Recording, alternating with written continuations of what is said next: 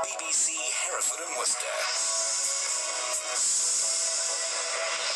5:25 now. A Stourport family is campaigning against plans to charge for a car park in the town, saying it was given to the council 60 years ago on the proviso it stayed free.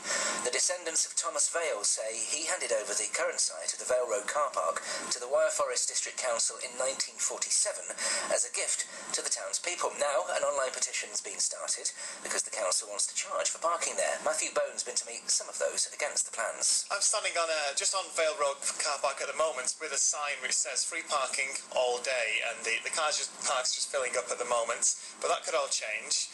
With me is I've got a number of guests. But firstly, I'll turn to Richard Yale. You're Thomas Vale's great-great-grandson. What do you know about the history of this site?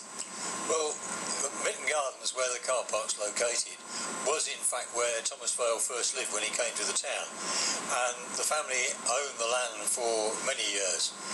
The land on which Vale Road itself stands was given to the town in the 1920s. So what was the agreement that was made here? As far as the road was concerned, it was given freely for the use of the town. The car park land was acquired by the town later, 1947 it appears. The directors at the time were convinced that the land would be used for the good of the people of the town. Okay, I know there's an argument that the council's making to hopefully charge for car parking here. Neil's one of the residents who lives nearby. Neil, do you feel that local residents have been consulted on this properly? We haven't been consulted at all. The first I heard about it was a two-line at the end of a story about car parking in Bewdley, which is all part of the same order and just as important.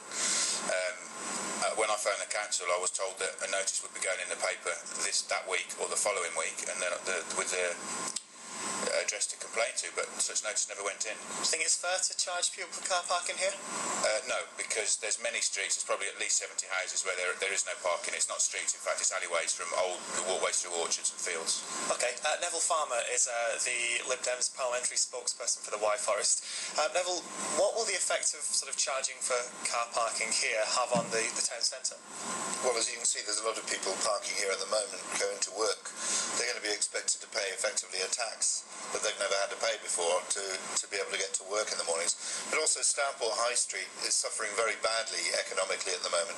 They're about to build a huge Tesco about 5 minutes walk away, which will draw business away from the town centre, and they'll have over 300 free parking spaces, while the town centre's only real car park, which is this one, and another one which will be down on Bridge Street, will be charged for. It's just damaging to the local economy. It's not great for Stourport, and I don't know why they think it's fair, equitable and consistent, as they say in their report. Let's hear now from Councillor Marcus Hart from Hereford District Council, who denies they're breaking a gentleman's agreement and says it's only fair that everyone pays the same. I don't accept the argument that car parking charges are a tax, because of course they are a charge that are levied on everybody, and I will defend the position of being fair, equitable and consistent. It's not about necessarily making money, and certainly not at the District Council's desire to fleece the residents of Stourport out of more money. It is simply to be consistent. There are 26 car parks across the district, 4 of which are not chargeable, and we are taking measures to iron out the inconsistencies to make it fair for everyone. A final decision made by the full council later in the year. We'll talk to Jean, hopefully, and Jill in the next half an hour about this issue.